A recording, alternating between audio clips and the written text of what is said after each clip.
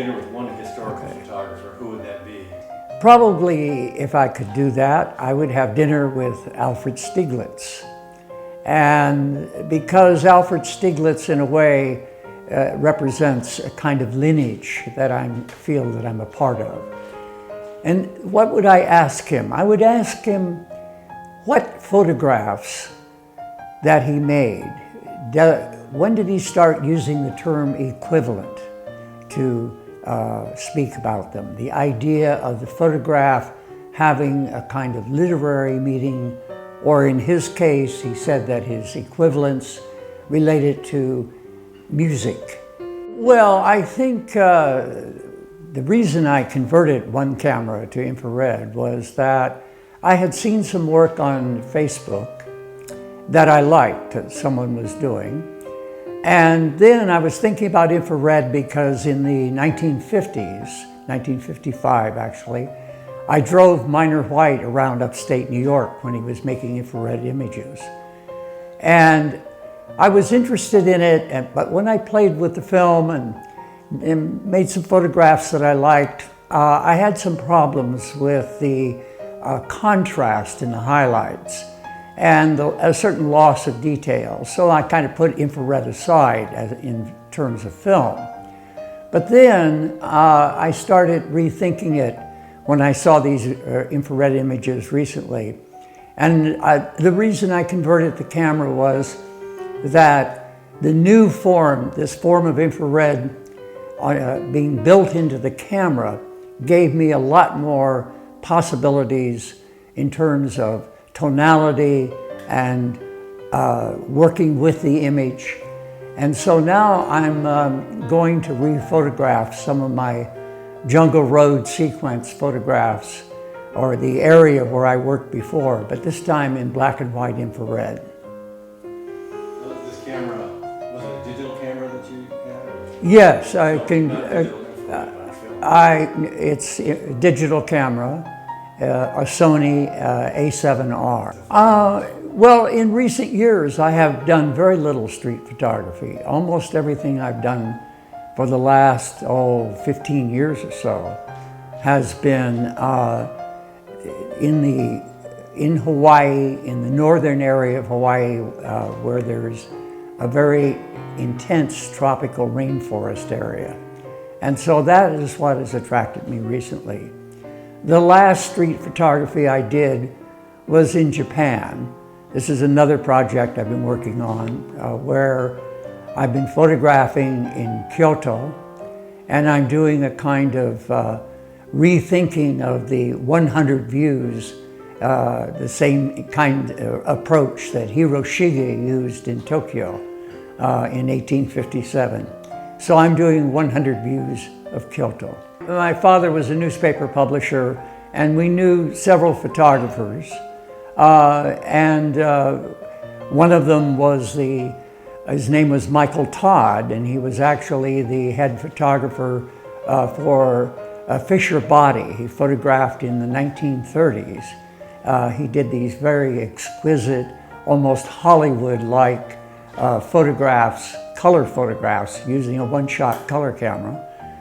He photographed for various advertisements, magazine illustrations, etc. So going to his house was a factor in my eventually becoming interested in photography. Yeah, I think the year would be about 1950, yes, approximately 1950. I was just finishing high school. I was making a lot of photographs, and I had seen some books by Edward Weston. So I went to the Los Angeles Public Library and was looking at some books that they had. And the librarian said, I see you're interested in Weston. Would you like to see a portfolio of his photographs? I said, well, yes. And they did. They had a portfolio of Edward Weston's photographs that had just been published recently at that time. And so seeing those photographs sort of made the decision for me about what I wanted to do for the rest of my life. This is true. I called Ansel Adams. This was, again, in my last year of high school. And my intention was, at that time, when I called him, was simply to be a sort of unpaid apprentice, if he would consider it. And in those days, it was easy to call someone on the phone and get a hold of them, rather there were no answering machines, etc. So Ansel answered and said, "Why, yes, but," he said, "I already have more than one unpaid apprentice." But he said, "Why don't you come up north to San Francisco?" Because I was living in Southern California at the time. And he said, "Come north," and he said, "We'll meet and we'll talk about what you'd like to do." So I took some prints that I'd made, photographs I'd made of Yosemite, and drove with a friend of mine to San Francisco. And we met Ansel for dinner. And then he invited me to his house. And he told me about the California School of Fine Arts, the program he had started. And he said, next door to me is living the person lives rather, who in fact is running the program now, who is in charge. His name is Minor White. And so Minor was sharing a house that Ansel had next door. And so Minor came over and talked to me, and I said yes. So when I finally graduated from high school, I applied to the California School of Fine Arts, and that's where I ended up going to school. And Minor was an important influence. I was at the California School of Fine Arts for a year, a little over a year, about a year and 3 months. In fact, in the second year, when I started my second year there, I had received a scholarship. But in November of that year, I got drafted into the Army, and the Army did not allow for the fact that, I did not get a deferment because I was in art school. So off I went to the state of Washington, but I was at the Hanford Atomic Energy Project there working as an anti-aircraft gunner and radar operator.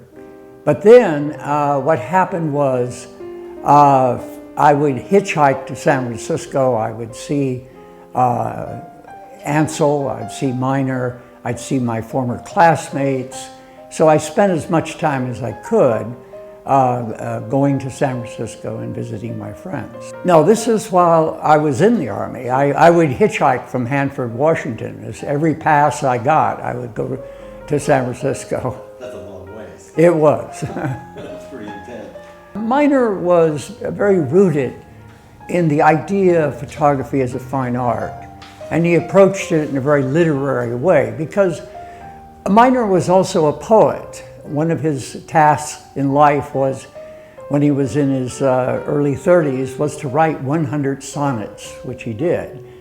And so the way he taught photography was in a very kind of literate way, where you would look at photographs, but you would see them oftentimes as stanzas in a poem, especially in the sequences of images that he would put together. And at first, I was a little uncertain about that approach, but the more I worked with him when I was in art school, then I became more interested in that. And then what happened was, when in 1953, Minor left the California School of Fine Arts and went to work at the George Eastman House in Rochester, New York. And then I was getting out of the Army. I didn't know where to go back to school because Minor had left. The California School of Fine Arts photography program was still operating, but it was quite different than when Minor was teaching there. So Minor invited me to go to Rochester, New York and be a resident student, which I was for a year. And I had a wonderful time while I was there, in the sense that one of the people that I worked with and got to know quite well was Belmont Newhall, who was the first really serious historian of photography. And so I worked part-time at the Eastman House in a kind of apprentice approach, and went to the University of Rochester. And then the rest of the time I worked with Minor. Sometimes I worked in the darkroom working with his images. I helped type the magazine Aperture which Miner had founded in 1952. And so it was an extraordinary time. I was there for 1 year, and then in 1956, in January of 1956, I came back to California. Edward Weston was on the faculty of the California School of Fine Arts, but he had Parkinson's disease, so therefore he didn't come to the school, but we went to his house in Carmel, and we'd spend a week camping out in his front yard. In the daytime, we'd photograph at Point Lobos, and then in the evening, he would show his photographs to the students and talk about the work. And so I remember, it's kind of interesting to think about this because it shows the changes that took place in the world of photography. But he would show his work, and I remember there were a couple of prints I liked a lot. One I liked better than the other. They were both nudes. One was the nude in the doorway, which is one of the most published works of his. But another one was the back of a nude figure. And that was my second choice.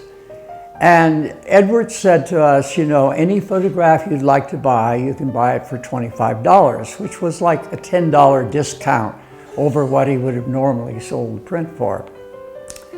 Well, I didn't have the money as an art student at the time to spend $25 on a print, because I thought if I did so, I would have to give up eating for a month in order to do that. So I had to let that pass. But then, about 3 years ago, I wish I hadn't let that pass, because at a listing of Sotheby's recent auctions, I believe this was about 3 years ago, one of the photographs that Edward used to show us sold for $1.3 million. And so that episode sort of tells you about something about how photography evolved from the 1950s to the present time. How the idea of the photograph as an important artwork shifted position during that time. Well, going back a little bit to the California Institute, the California School of Fine Arts. School of Fine Arts, SCFA. You had some pretty interesting teachers there. Yes, the teachers were, yes, Edward Weston, as I say, we would see him once a semester for a week. And Dorothea Lange was one of the people who was a teacher during the time I was there. Ansel would come in and lecture, even though he started the program, he wasn't regularly on the faculty during this period of time because he had so many projects going. I lived next door to Imogen Cunningham, who was also on the faculty of the school. It was just an extraordinary time, extraordinary faculty. The first article I wrote was published in a magazine called Image, which was a publication of the George Eastman House. And later I had an article about Frederick Sommer published in Aperture. Orange Coast College. Well, what happened was, after I returned from Rochester, New York, I spent some time in San Francisco. I got married at the time. And then I returned to Southern California, but I needed to make some money. So I started doing commercial photography. I did everything. I did weddings, I did product work. My favorite was architectural, which I did quite a bit of during that time. I ended up, by about 1961 or so, I had 2 studios, one in La Habra and one on Balboa Island. And then one day I had to go to the studio on Balboa Island, and I discovered that one of my employees had been, well, I should say, ripping me off in terms of money. And so I was very annoyed. And during that period of time that I was working commercially, Miner kept insisting that I get involved in teaching photography. I wanted to do that, but I needed to make money because now I had a family, etc. Started to drive back to La Habra, and I got lost. And I went up Fairview instead of Harbor Boulevard, and I saw this place. It was a community college called Orange Coast College. So I just pulled off the street, went in and said, "Do you teach photography here?" And they said, "Why, yes." The instructor is here right now. His name is Arthur Evans. Why don't you go back and meet him? And I did. Turned out that Arthur Evans and I had mutual friends, and he at some point said, would you be interested in? And I knew what was coming, and I said yes. He was asking if I'd be interested in teaching photography. So I started teaching first part-time, starting in 1963, and then I became a full-time instructor then in 1965. One of the things I used to do was concentration exercise, where I would show a slide. I would start with everybody. First of all, you were right, the lights would be out, but the projector would be running, but there'd be no image projected. You would just be hearing it and switch it on. I'd get all the students seated, and usually a small group of 11 or 12. And then I'd start a concentration exercise where I would have them shift their energy down from their head to their legs. They'd be sitting in a kind of meditative position. And I did this very slowly and very quietly and moved them into a state of visual concentration. Then, when it looked like to me that they're all relaxed, then I would say, now open your eyes. So when they opened their eyes, there was a big image projected on the screen. And then we would spend maybe 45 minutes looking at that image, and I'd ask questions about what do you feel about what you're seeing in terms of your emotions. And then I'd let them write that down, what they felt, and then I would ask them how did their body relate to what they were seeing. And then they would write down an answer. And then I would say, intellectually, what did you learn from what you saw? And again, they would write an answer. This was a way of getting them involved in images and seeing them in depth. The F-64 was a kind of broad movement that was centered in San Francisco. And it was really powered by Ansel Adams and Everett Weston and Imogen Cunningham, Sonia Noskoviak, and so forth. And it was, again, in the 1930s, early 1930s, it was a movement away from pictorial photography. It was to make straight photography the fine art form, to isolate it, to separate it from the pictorial photography that was going on at the time. And so this was really the underpinnings of the philosophy for the California School of Fine Art. Well, Friends of Photography came much later. In the 1970s, Ansel started this in Carmel, California, and I was on the board of trustees of this organization. And it was to, encourage the teaching of photography, the exhibition of photography. And this is, this went on until finally, I believe in the late 70s, then they moved to San Francisco and they had a gallery. Friends of Photography had its own gallery, had its own publications. And then eventually, after Ansel died, then the Friends of Photography, for a variety of reasons, finally just dissolved. So your trips to Japan started in the 70s, 1970 or something? 1970 was my first trip to Japan. This is a whole another aspect of my life. And it had a lot to do with Minor. When I was a resident student of Minor in Rochester, Minor and I were reading a lot about Zen Buddhism. I remember we were reading the book Zen and the Art of Archery.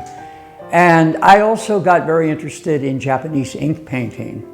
And so one of the graduate areas that I worked in fact, which was my area for my master's degree, was Japanese art history with a specialization in Zen ink painting. And in 1970, I had the opportunity to live in a Zen temple in Kyoto. And then I continued to visit Japan frequently. And then finally, I started, after I started teaching at Orange Coast College, then during the summer, I would have students from Orange Coast. We had a class called Visual Anthropology. And so we would go to Japan. I had arrangements made where the students could live in Kyoto. And the idea of the class was to be able to use the camera to document another culture. What do you see? What do you look for when you're trying to visually interpret another culture? Something about the history of photography today. Is there I'm trying to say is, it seems like it could slip away because of the way photographers are today, especially a lot of the younger kids today. Well, I don't know if they forget everything. I don't think they learned in the first place. And then we live in a time where every 2 minutes, and this I think is a very interesting statistics, in every 2 minutes, more photographs are made than were made in the entire 19th century. Every 2 minutes. It's kind of amazing. And the younger photographers I've discovered are not getting the kind of in-depth examination of the history of photography. They're not sure where all this came from. I mean, when you think about it, you know, with a pencil, you can write a novel, or you can write a laundry list or a grocery list, you know. A camera is the same thing. You can do something, you can make images that are very provocative, very internal, very literate, or you could just make images of anything, you know, at any moment. Well, I think that the way we use digital photography today is like that, rather than the idea of going in depth, the whole idea, going back to what I said earlier about the concentration exercises. Younger students today, when I've tried to introduce this, find it to be very unusual.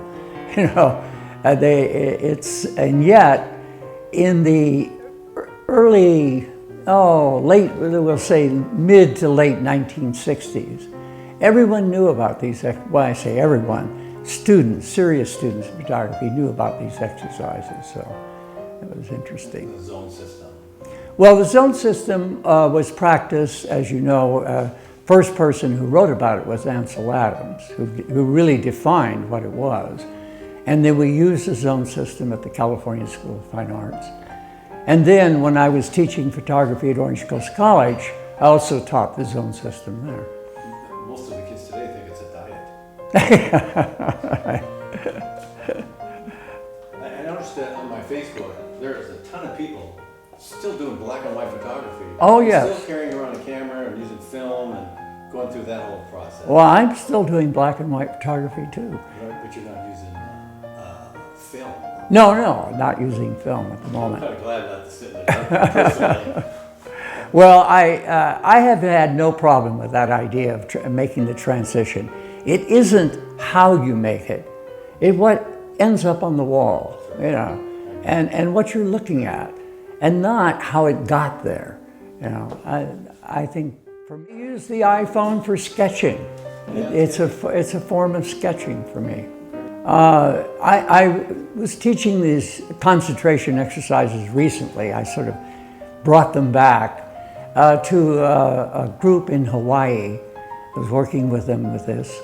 And it was interesting because afterwards one person said to me, I never looked at a photograph in such depth as I did today. Sasaki Roshi founded that, yeah. That was the name of it. Right. That was, but again, the interest in Zen had a lot to do with my background with Miner and his interests. But Miner went off in another direction in his own spiritual development. So Zen was not, later in his life, was not a major issue. It was the Gurdjieff movement that finally attracted Miner. Well, it's a sequence, and it's a sequence actually that's been inspired by The Jungle Road, right? Yes, the sequence is at least the working title. I might change it at some point. But it was inspired by the work I've been doing kind of as a consultant about Minor White's work. I did something for the Getty Museum. The person who wrote the catalog, we had conversations. And then the exhibition of minor sequences in San Diego at the Museum of Photographic Arts. And rethinking Minor's influence on me led me into rethinking about the sequence idea. And the sequence is like the individual images are like stanzas in a poem. And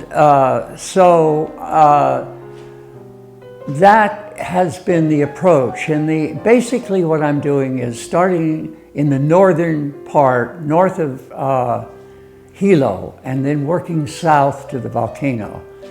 And the idea is that you start in an area of very dense botanical growth in the jungle. And then you move through a transitional area where it's still botanical, but begins to take on some of the forms of the volcano. And then finally you come into the volcanic area at Kilauea. So it is this sort of transformation of energy, from botanical energy to energy coming from the earth itself. Are you going to write pieces to go with it? Yes, I am. I may be borrowing some pieces. I was thinking of William Blake's poem, the one that goes, "Tiger, tiger, burning bright in the forest of the night," etc. I've been thinking of including that and some other text with the images that I'm doing. A particular photo lab to make the style and all that? Well, because the person who works there, in fact, he's part of the family that owns the photo lab, John Heska, it was a student of mine many, many years ago. And John is also a very, very fine photographer. Has worked in various museums, his work is published oftentimes. And so he simply understood what I was trying to do and was able to take my files that I complete and then, end up printing them. And then, he could tune things in a way that very few people could, because he understood what I was doing. But is the printing process something different or unique? Well, no, the printing process actually has changed. It was originally, the images were printed on traditional photographic paper, digital light jet prints.